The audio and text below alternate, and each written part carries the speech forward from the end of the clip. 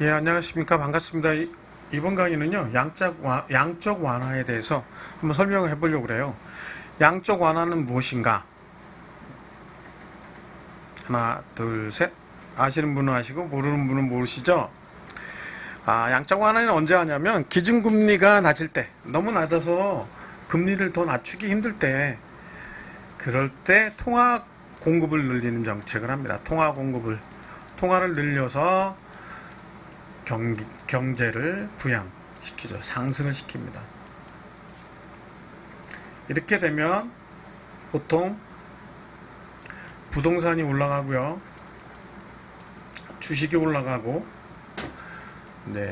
금이 올라가게 돼요. 달러 가치가 형편없기 때문에 다른 투자처를 찾게 돼 있어요. 그 다음에 또 달러가 넘쳐나면 우리 같은 나라에 달러가 또 많이 투자가 돼요. 그래서 우리나라 주가도 올라가게 됩니다. 좋은 거죠. 투자하는 입장에서는 상당히 좋아요. 통화 공급이 늘어나고, 그 늘어난 게 부동산이나 주식, 금으로 가고, 또한 우리나라 같은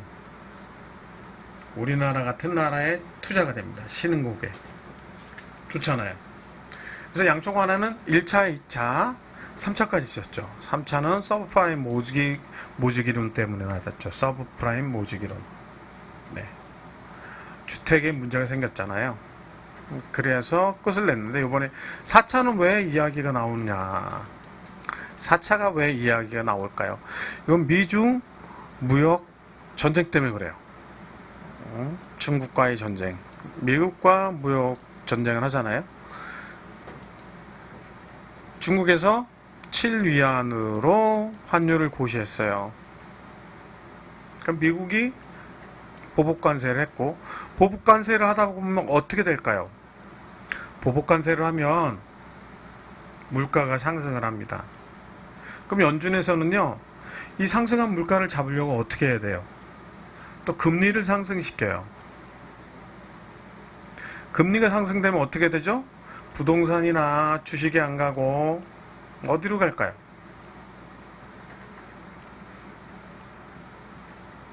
채권이나 다른 쪽으로 가게 돼 있어요. 그래서 트럼프의 고민이 여기에 있는 겁니다. 자, 보복관세를 해서 물가가 올라갈 건데 이걸 잡아줘야 될 거 아니겠어요? 그래서 제 4차 양적 완화를 이야기하고 있는 겁니다. 이제 중국은요, 아예 트럼프하고 적이 되기로 결정을 한 것 같아요. 난 너 싫어. 네가 재선할 수 있는지 보자. 그래서 대두 수입도 금지했잖아요. 응? 대두 수입도 금지했죠. 7위안 만들었죠.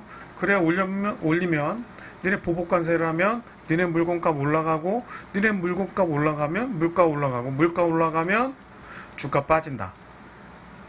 1년의 흐름이죠. 1년의 흐름이 이렇게 흘러갑니다. 그래서 트럼프는 양적 완화라는 카드를 꺼낼지도 몰라요. 양적 완화는 달러를 무지막지하게 푼다는 얘기죠. 달러를 풀어서 주가도 부양하고 부동산도 부양하고 금리는 내리겠다.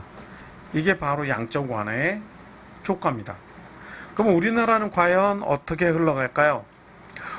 미중 무역 전쟁을 빼면 우리나라 주가도 올라갑니다. 부동산도 좀 올라가고 금값도 올라가고 이렇게 올라가야 되는데, 우리나라는 중간에 끼인 나라잖아요. 응?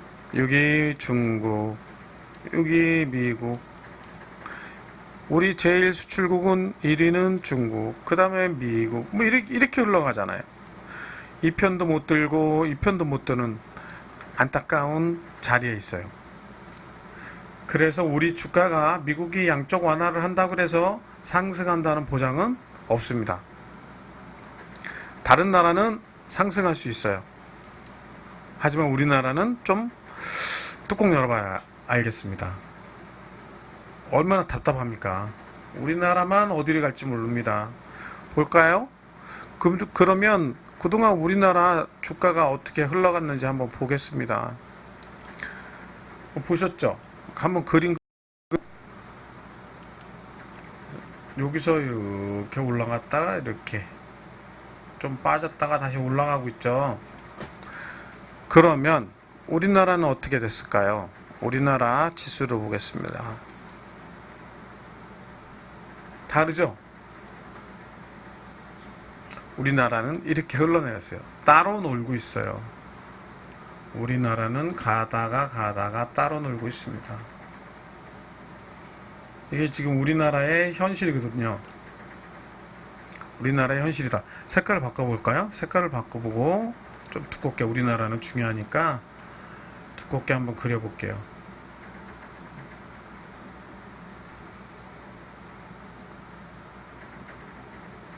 이렇게 됐죠. 그러면 다른 나라, 해외 아무데나 가보죠. 우리나라가 참 힘듭니다. 그럼 중국 상해 종합 가볼까요? 자, 미국 거 맞죠? 그림이 얼추 맞아요. 그죠? 그러면 상해 종합 볼까요? 뭔가 느끼시는 거 없으세요? 참 문제가 많구나. 홍콩 볼까요? 항생지수? 홍콩은 그래도 우리보다 낫구나. 일본 볼까요? 일본은 그래도 낫구나. 대만 볼까요? 대만은 우리보다 훨씬 낫구나. 베트남 볼까요? 낫구나. 인도요? 인도는 미국하고 비슷하게 가고 있어요. 브라질은요? 브라질도 역시 잘 가고 있네요. 호주도 잘 가고 있고, 영국은 좀 못 가고 있는데 쭉 빠졌네요. 브렉시트 때문에 그런가 봐요. 독일은 뭐 그저 그렇게 가고 있고, 유럽 비슷하고, 프랑스, 미국 비슷하게 가고 있네요. 러시아도 미국 비슷하게 가고, 이건 뭐 안 되고, 인덱스는 필요 없고요. 대부분 이렇게 가고 있죠. 우리나라만 유달리 다르죠. 왜 그럴까요? 우리 도대체 왜 이럴까요? 다우 보세요. 나스닥 보시고, S&P 500 보시고, 뉴욕 보세요. 필라델피아 볼까요? 상해도 우리보다 낫잖아요. 상해 A도 비는 별로 안 좋네. 우리나라보다는 일단 다 낫습니다. 전 세계적으로 우리나라가 참 심각한 문제에 빠졌구나, 이렇게 볼 수 있어요. 그래서 이번에 양적 완화를 한다고 해도 우리의 방향은 솔직히 모르겠어요. 뚜껑을 열어봐야 합니다. 이거 보세요. 홍콩 H, 일본 니케이, 대만, 베트남, 인도, 브라질, 대략 이래요.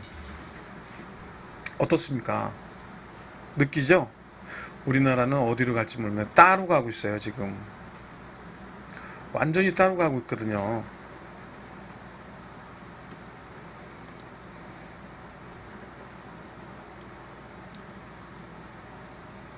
다시 우리나라 거 한번 볼까요?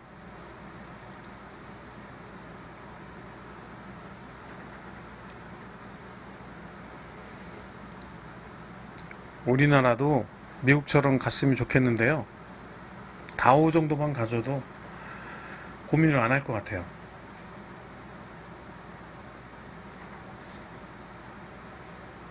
양적 완화를 한다 그래서 우리가 잘 간다는 보장은 없겠다, 이렇게 보시면 돼요. 우리 시장만 따로 갈 수 있거든요. 그래서 공부를 많이 하셔야 됩니다. 참 암울하죠? 차트 갖고 이렇게 보니까 암울하네요. 네, 걱정이 많은 우리나라 시장입니다. 힘내시고요. 뭐라 할 말이 없습니다. 우리도 언젠가는 미국과 같이 잘 나가는 지수가 될 수도 있어요. 그날까지 열심히 공부하고 우리 기다려 보시죠. 네, 고생 많으셨습니다.